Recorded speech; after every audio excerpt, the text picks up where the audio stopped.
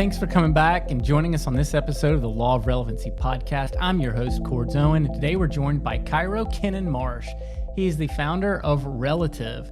It is a relationship-based marketing agency, and he's going to help us understand how do we actually scale these relationships or impart these relationship skills on our entire team and enterprise. Cairo, thanks for joining us. Of course, thank you for having me. I'm really honored to be a part of it, and hopefully I can share some things that are of value to you and your audience. I'm sure you can. You know, I think back a lot of times to just like the fundamentals of interpersonal relationships, and a lot of times I go back to things my grandmother told me when I was growing up, you know, when I was hanging out with her when I'm like 6 or 7. Sure. And then it wasn't until later in life when I became a big fan of Dale Carnegie and how to win friends and influence people and how to be a good listener and a leader and all those things.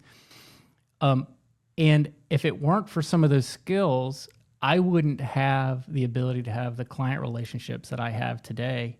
Mm-hmm. Where did you get your experience with the importance of customer service? Yeah, I think like most of us, it does come from probably family orientation and a bit of bias in how we were raised and grew up. But also, particularly for me, I think it's understanding where things have failed, and it was a look back on where projects haven't been successful or where we haven't had the kind of impact that we've wanted. Usually, it's not in the ideas or in the strategies or in the thinking, but it's really in whether you're forming that right connection either with the client or with how the client's forming that connection with the consumer. There was a bit illuminating, and that really where that idea became a focus for me and a passion for me to really go, well, relationships really become a bit of a true north. I was reading a little bit about this on your website, relativ.com, and in your about copy, I was drawn to how you relate this unifying theory of relationships to like the law of relativism, which is oddly, it's actually where we got the name of this podcast. Sure. Because what I was looking for was just a truth about being relevant. And there's a truth about how to have a good relationship. And what I've found in business is that nothing ever goes perfectly. There's always adversity, ups and downs, and some of the technical parts of your execution or even the performance are not 100% of the equation. I would argue that it's at least half of the equation are the relationships. And how do you listen to and manage those relationships? What are you guys seeing? Yeah, one, I think you're 100% right. I think success is dependent on having that right sort of connection, those right sort of bonds. But going back to your original point around sort of that laws of whether it's in your case relevancy or what we talk about with relationships and the fundamental nature of it, one of the things that we truly believe is that, and this is sociological in its orientation, that human beings are hardwired to connect. We're hardwired to need each other. We're hardwired to have these bonds that make us feel safe and productive. And so when we enable that in how we do work with our clients or how our clients connect to their consumers, you're tapping into something so fundamental that we really truly believe it's a foundational pillar or a core driver of success. So to answer your question a little bit further is that one of the things that we really do try to focus on as we think about our client engagements, as we think of how our clients are going to engage with the consumers, is what are the levers or opportunities or barriers to those types of positive relationships? Because if we can't form them, it's going to make our jobs a lot more difficult. Yeah, what would it give us an example of what you're talking about?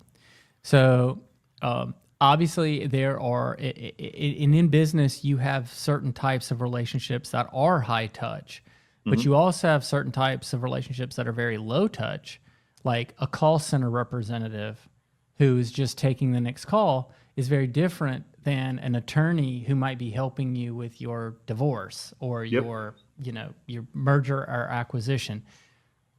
What are some of those fundamental pieces that like probably listening is one of those things, active listening.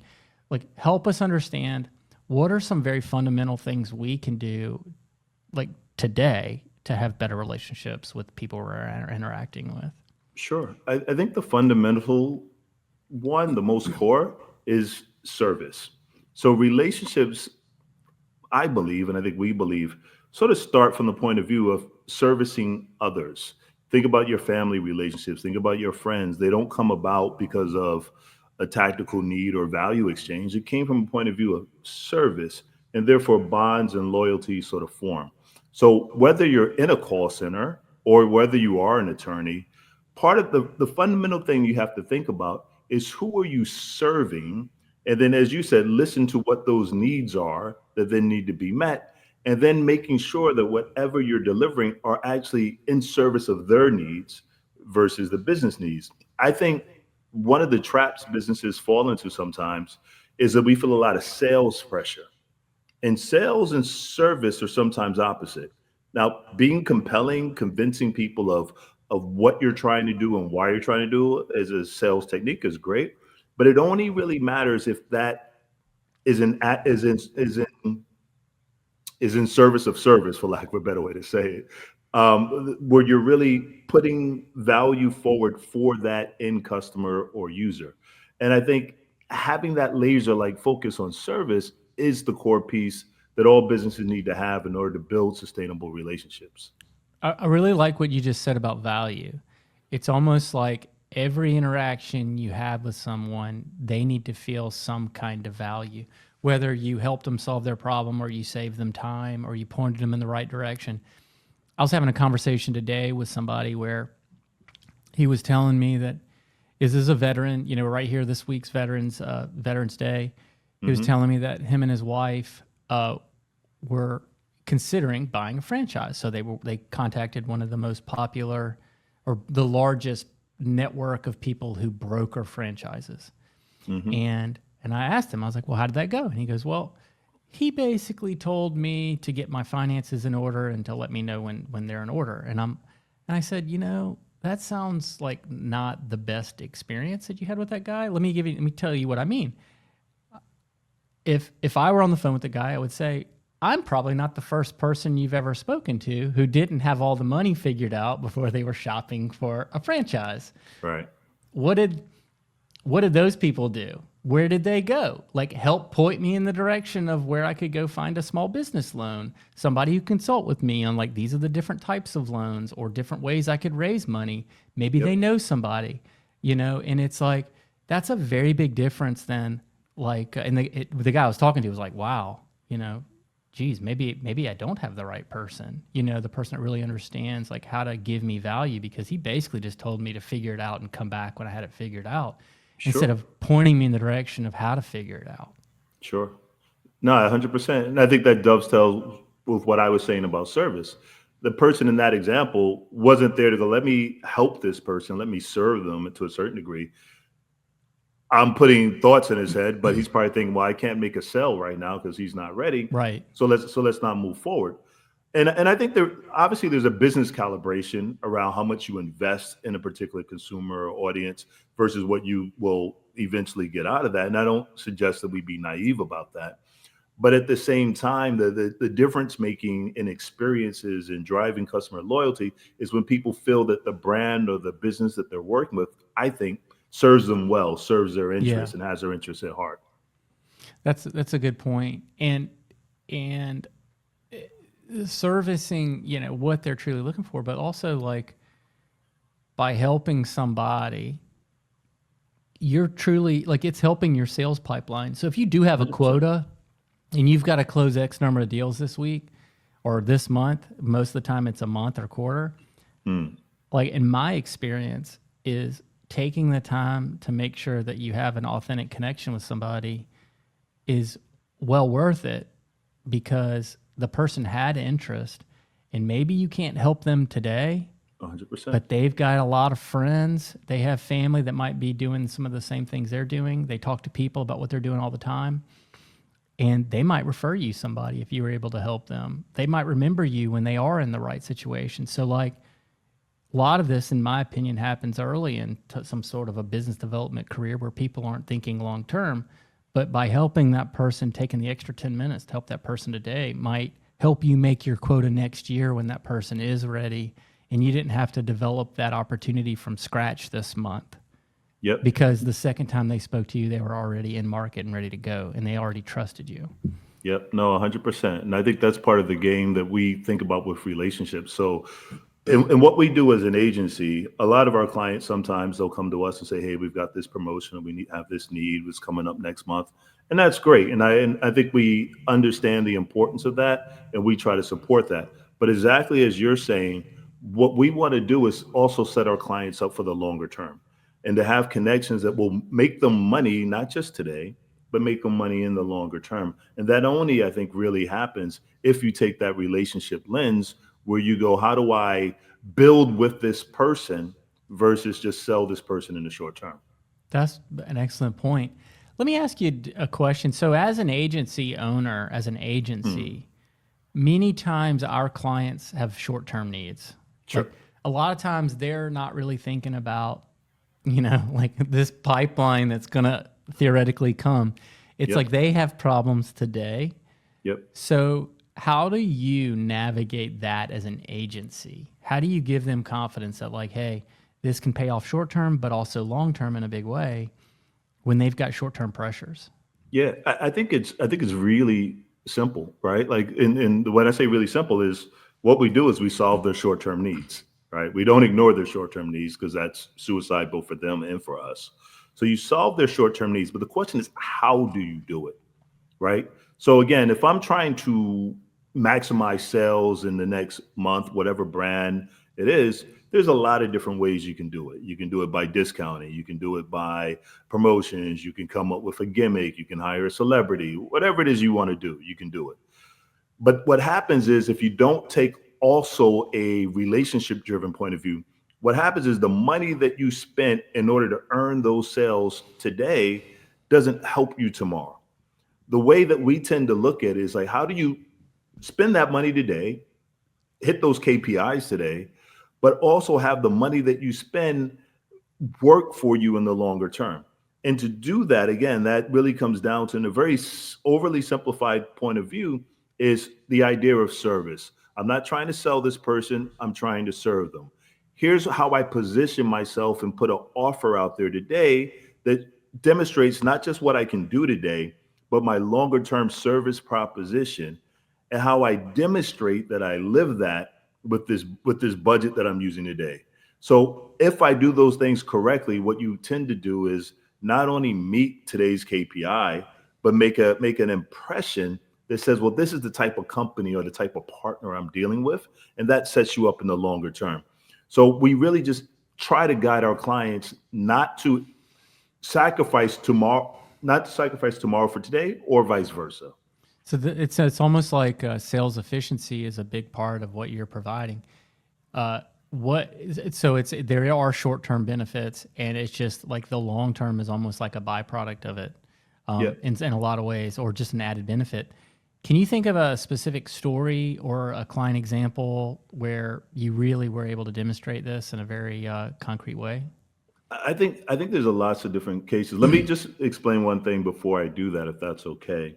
Like, one of the things you talked about was this idea of how do we, I think, look at these fundamental forces, and the way that we define it at our company, we call it connectivity, right? And connectivity is, connection. It's connectivity. It's this idea of kin and sense of being family and relationships. And how do you then measure the bonds that brands and consumers have? So we Yeah. work with a range of brands to sort of say, okay, great. Can we help you measure that through a bit of quantitative survey and some analytics that allow us to understand those bonds? And then we can try to manage those bonds with clients in the long term.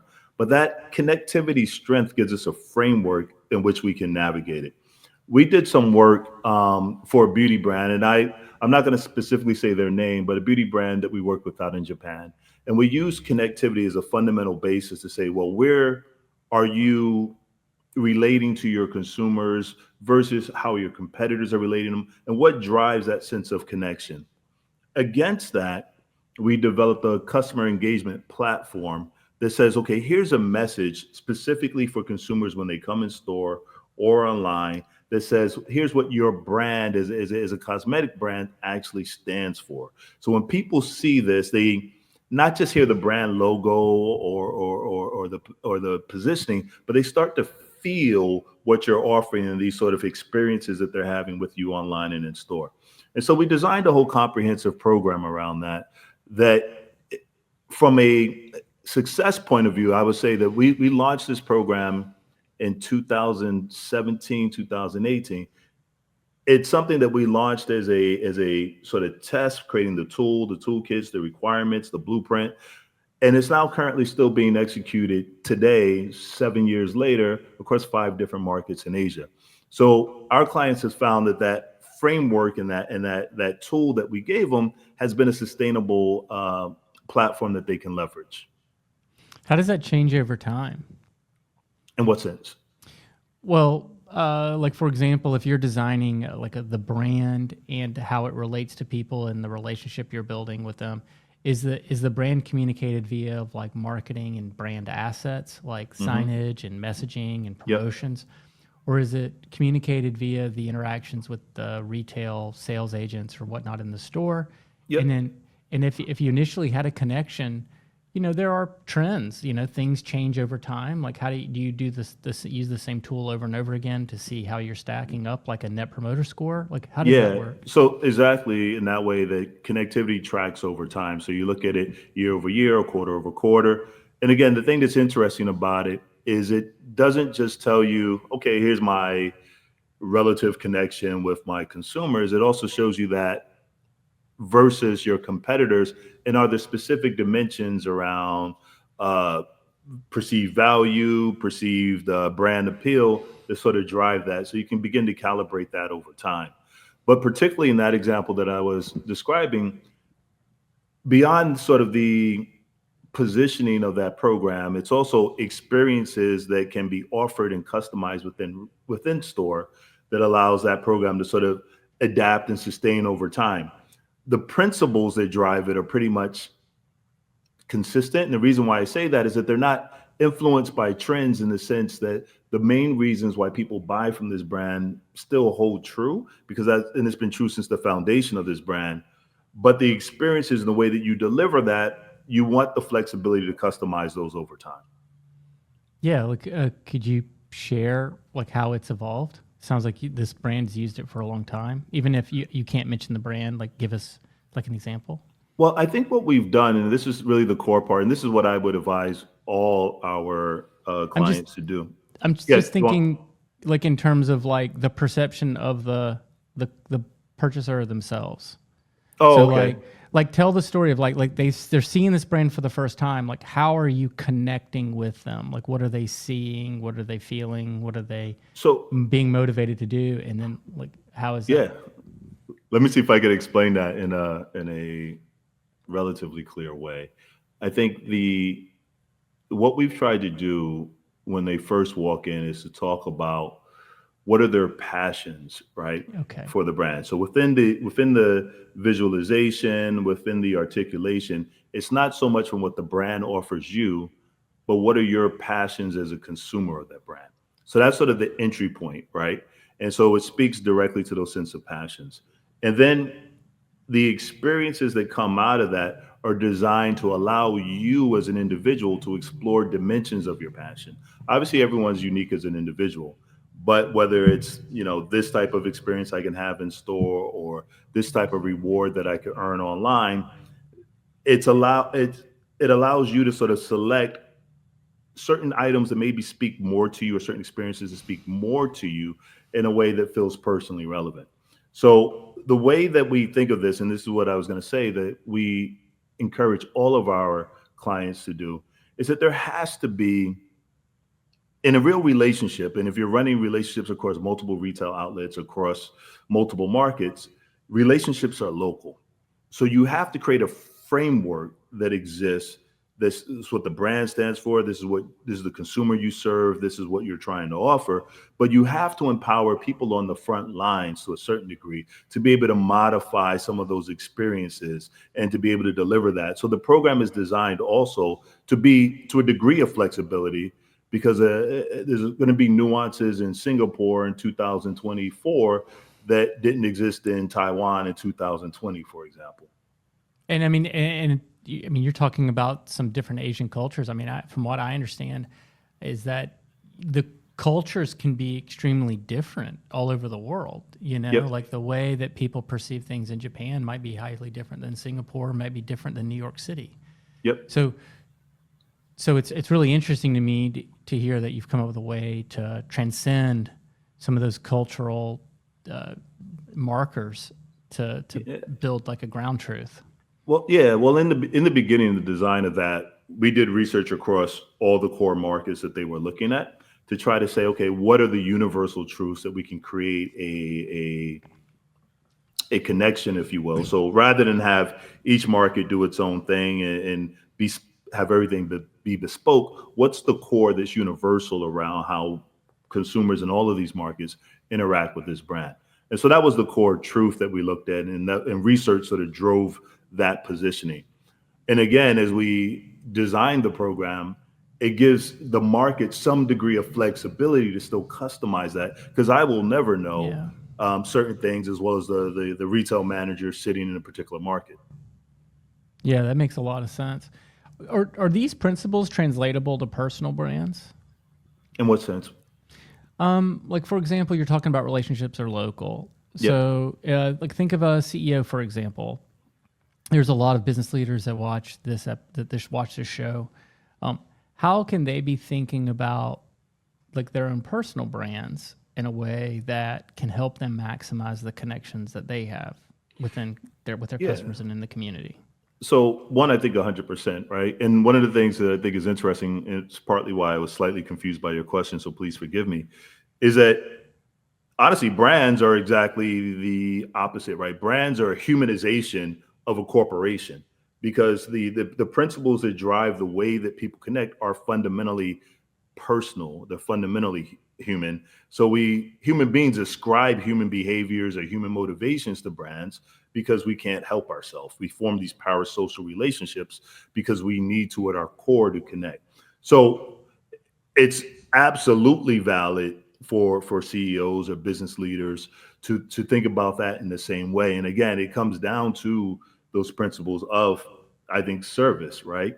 And of providing value back, and figuring out who and how they're going to connect with these individuals. So absolutely, it's similar. In fact, it's probably even more relevant. One thing that I think about a lot is how artificial intelligence. I mean, what you're talking about with the personification of these companies, and how do you actually provide service?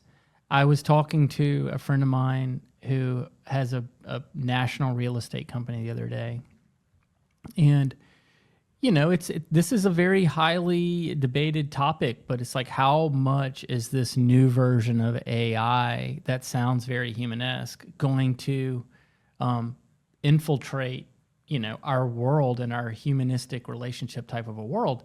And he gave me an example that just blew my mind. He said, Cords, he said, first of all, Cords, we had $1 million a month payroll for our call center. We had 100 agents. And that was, you know, like there was a ton of overhead, there was a ton of cost or whatever, and there's like a tremendous amount of training and how do we connect with people and all of that. And he said, we're starting to use fully AI bots now.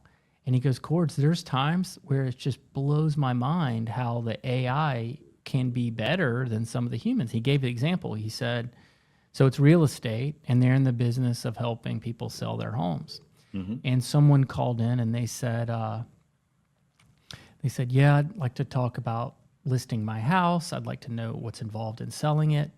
And they said on the call, and they're talking to the bot, they said, I want to be very careful about how I do it because I'm in a relationship where they're like my boyfriend or husband is abusive. I don't want him to know I'm actually selling the house because this is going to be my ticket out of this situation. And the bot actually handled the situation like this. It said it instantly like understood empathy, and it said, we were, I'm very sorry to hear that you're going through that situation. Yes, we can help you, but first let me get you a hyperlink to like the women's shelter in your area. And it started to like do all these things around like making sure the person had those resources. And he goes, Cords, it was mind blowing to me because I don't think I would have had a single rep that knew how to handle that situation, and the AI nailed it. Yep. So I what do you see coming with some of that? I mean, that's a hell of a story. I think that's a fascinating story. One of the things I think is interesting about that is why? Why wouldn't a rep do that, right? And I'll tell you why. I think they don't feel empowered to. Like I think Yeah. I think they're afraid to do certain things. I shouldn't overstep. AI is running off its algorithm, right? So it's not worried about what it's empowered to do or not. It knows what it can and can't do, and so it just sort of moves. But I think that is an impressive story of the power of the tool. I think, and there's obviously the impressive efficiency that organization is able to realize, which is fantastic. I think the biggest challenge, as I see in the area of relationships, is that consumers know if you're doing putting certain solutions in for efficiency, right? And as a consumer, there's inherently a adverse reaction to that because I think you're doing it for you versus doing it for me. And I think the next step that needs to happen as we position these different AI tools is not about saving money on customer service. It's how is it starting to give back to you? And I don't think that argument has been made. And I don't even know if that use case has been very clearly defined. I think that's really where it becomes rich for us as consumers and as people who are going to connect with a particular brand of business when we realize how it's happening for me versus for the company. Well, that's one of the most powerful things I've heard lately about how AI is going to enhance or like interact or just become involved in our future. Like, I'll give you an example: the complete contrast, which makes your point. I get inundated with these AI generated emails from investment banks, asking, talking about like contact us to sell your business or whatever. Like I get four of those a day, and I talk to all the other friends of mine that are entrepreneurs. They get the same emails, and I am so put off by those emails that I would never want to talk to any of those organizations ever because it just feels so impersonal. Yep. Like it feels to me like it's like what you just said, that email is serving them. It's not serving me. And I feel like it's the opposite of an authentic connection. It is impersonal. And if you're going to contact me in that way, I'm sure as hell not going to give you an opportunity to like help me with anything. Like I have no desire whatsoever to interact with you if your first impression of me or like your first interaction with me is like leaving me with that impression because it's like I want authentic and personal and personalized connections, not mass faked personalization. Absolutely. Like I think the vision I'd love to see, and I don't know exactly how it'll work out because you don't want too many of these for the different brands that people engage with. But ultimately, I think as a consumer, if I have my own AI agent that maybe is supplied by a brand, but this AI bot is my personal shopper or my agent for certain things, but allows me to configure it on my side around what I want to make the certain services or products or focuses come into place. If I can control that experience and you're telling me as a brand, like, look, to make your shopping easier with you, here's Bob, do with him what you will. That would be pretty awesome because then I'm empowered versus I am just sort of being put into a more efficient service line for you. And that's what I hope comes about a little bit because I think that would make a consumer difference. That's a great bit of advice. It's like when you're designing these tools or processes, I mean, it doesn't even have to be AI, it could be any process at all in your organization. If you're building it around more service, more value, more expertise, all those things, it's almost like you've reduced the risk of the Yeah, program from a risk side, but you've most definitely opened up the door for more opportunity. absolutely, absolutely. It's almost like, how many people really feel that they're the one benefiting from self checkout when they go to the supermarket? Or do we think that the supermarket's benefiting? If we can position it in a way that says, well, this is for you, then that would be a lot more powerful. Yeah, that makes a lot of sense. I mean, I'm even thinking about the automated, even when you go through a drive through now, like when you're Mm. talking to the speaker, a lot of times, Yeah, like the thing listening is a computer and it's doing the ordering right there. And it kind of takes you back a little bit the first time you interact with you. It's like, oh my God, am I talking to a person or a thing? right. But then all of a sudden you see get your order right the first time, and you're like, "Wow, that was a better experience." It's like, and like Right. you're, and now it's cool. It's not like a bad brand interaction. Yeah, absolutely. Yeah, Absolutely. And I think there's definitely a place for that. And I think that'll continue to be a place for it. I think there's always going to be, as I mentioned, and I think it's interesting because I think this will also start to be embedded in the technology more. People will always try to humanize things. We can't help it. yeah, Again, going back to our belief in this fundamental law of relationships is that it's so hardwired in our DNA to feel a sense of connection that we're going to need to have those experiences still feel human, and that's going to be a critical driver.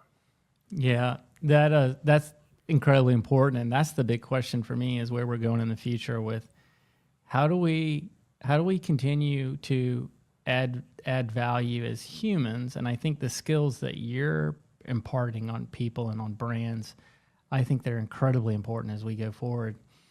And the other thing too is we've never had this kind of a technology with our species. We've never Absolutely. had a near peer competitor in terms of intelligence, and in a lot of ways it's already smarter than us, but Absolutely. we've never seen this before. But we are incredibly adaptable beings. I remember the first time I started getting one of those terrible emails, for example, Mm. and I was actually like, "Wow, is this real?" Like, like it took, I looked at it and I'm like, "Wow, this couldn't be real." And in our brains, even as sophisticated as all the technology it took to actually make and compose that email and send it to me and everything else is unbelievably impressive.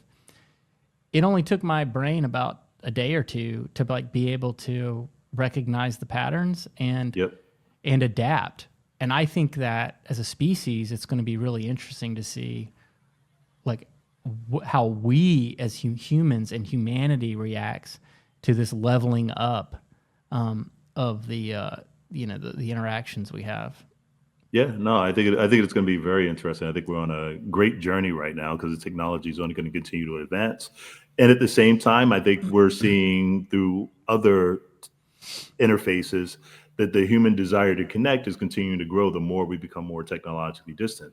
Reconciling those two different things while still adapting the best of the technology, it's going to be a fascinating journey over the next 10 to 20 years, in my opinion. Yeah. One of the things you mentioned earlier was you talked about the foundational hardwiredness of us to have authentic connections. Hmm. And in some of the writings that I've seen related to your company, you talk about Maslow's hierarchy of needs. Yeah. Where do these relationships fall on that hierarchy? Yeah. So, and I don't want to split hairs about Maslow, but I think technically, I think he has belonging sort of at the third level, if I recall correctly, right? We would disagree with that, but I think maybe his intention's a little bit different.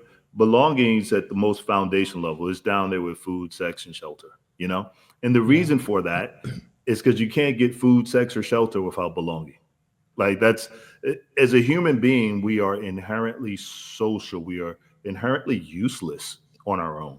We're only our strength is in our combination. It's why when you have a breakup or you have even have an issue with one of your friends, it hurts because it hurts in a physical way because your survival is threatened if you don't have connection with others. That's hardwired into us as a human being. So we believe that that's at that very base of the pyramid, because that unlocks the food, the shelter, the sex, the everything else you can have. If you don't belong, you're not going to survive as a human being.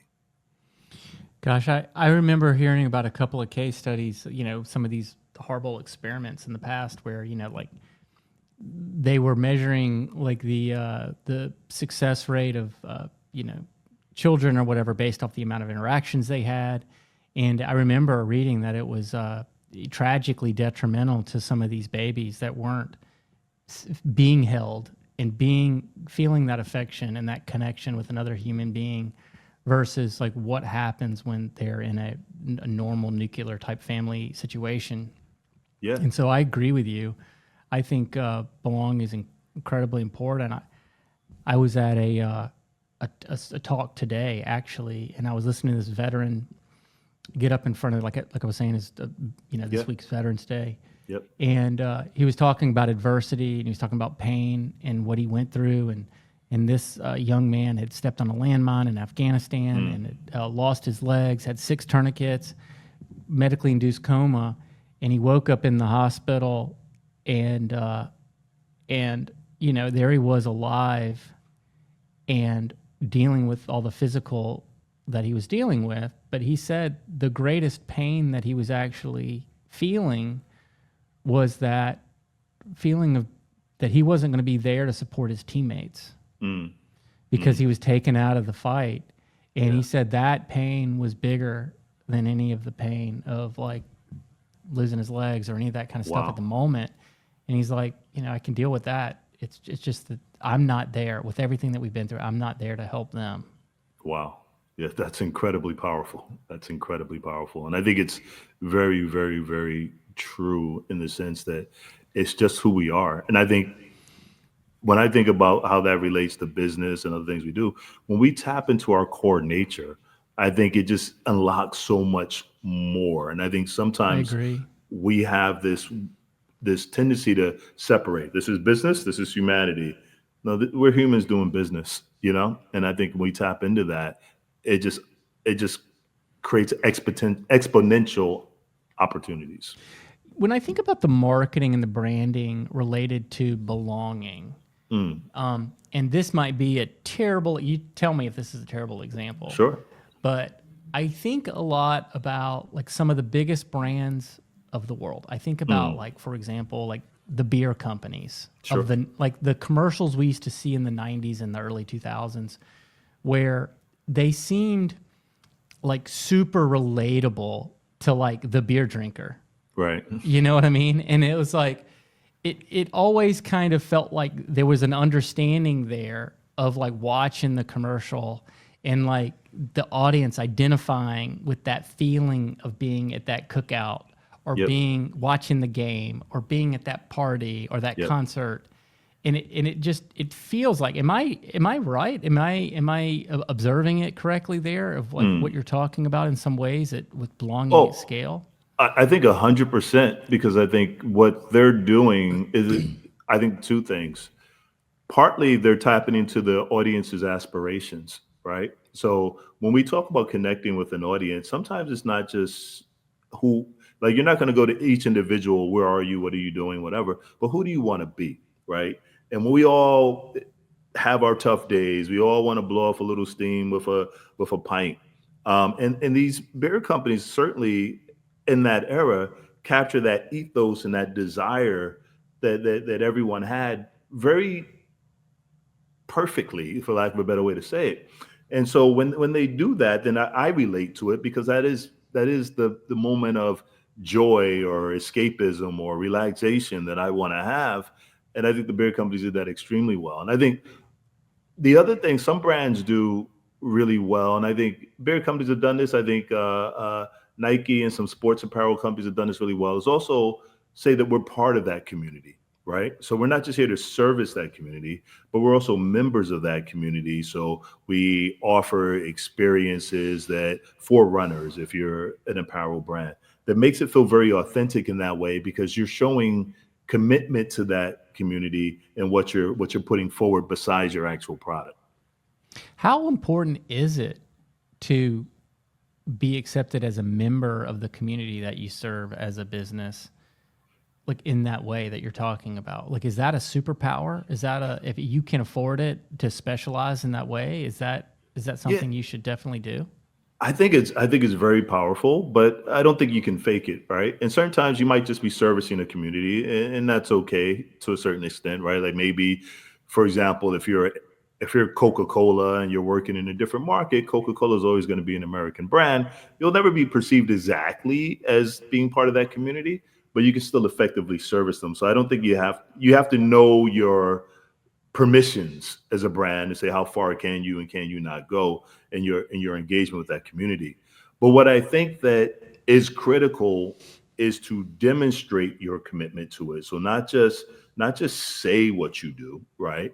But it has to be a lived experience. Like for example, beer commercials are a good example of it because beer commercials are great, and that's the branding, the image, the aspiration. But what's also nice is when I walk into the local bar, I can build off of some of that experience. They might be running a promotion for happy hour with this particular brand, which makes it a live thing now for me versus just a marketing thing as well. So if you're part of the community, great. But if you can show that your commitment to that community is real by how the brand lives, I think is the most critical part.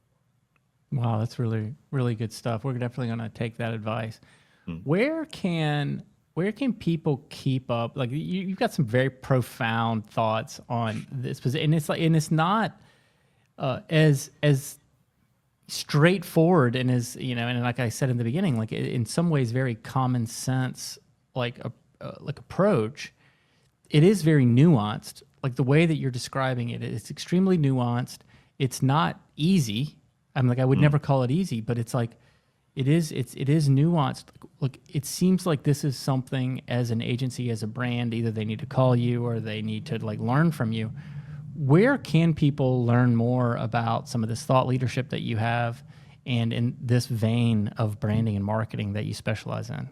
Yeah, well, as you said, our website, relative.com, that's relative without the E.com. And from there, you can find all our links to LinkedIn. We've got some articles both on LinkedIn and on the site, and we continually update those. You could also find connections to our social media as well. But the other thing I wanted to just say is that you're 100% right. It is common sense in large measure. But what we find, and I think you would agree with this, is that common sense is not often done because common sense is not the way business KPIs are currently always focused. So I think the challenge is how do you still support existing KPIs and goals while you apply things that we all humanistically know to be true, whether we apply them in our business or not. And I think that's really what we're trying to champion and to be honest, inspire as much as anything beyond working with us as a company. We want to inspire that as a way to do business. Yeah, for sure. And by no means do I mean it's common what you do. It's very difficult. The it's just sort of like there's certain things that are foundational in all of us that are very hard to articulate. Yeah, And it absolutely. seems like you're doing a hell of a job doing that. Um, well, thanks for letting us know, and we can follow your personal LinkedIn or your company's LinkedIn as well. Yep, absolutely, absolutely. You can find me on LinkedIn personally or Instagram. You can use Cairo Marsh, my full name. You search that, I show up. Well, Cairo, thank you for joining us today. And you can find the Law of Relevancy anywhere where podcasts are found on the Bake More Pie social media feed, as well as the lawofrelevancy.com media feed as well. Thank you for joining us. We'll see you next time.